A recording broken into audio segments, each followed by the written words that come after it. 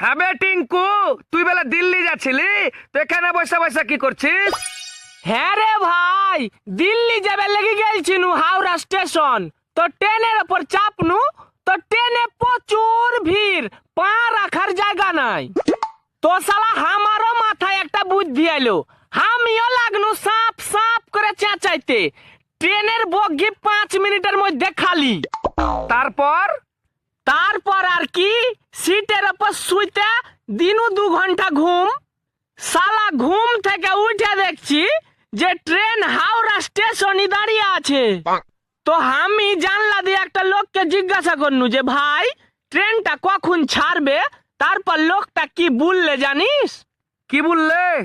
বললে যে বগিটাতে একটা সাপ উঠেছিল, যে বগি খান ছাড়ে দি ট্রেনটা চলে গেলছে। কুমোর পাড়ায় গরুর গাড়ি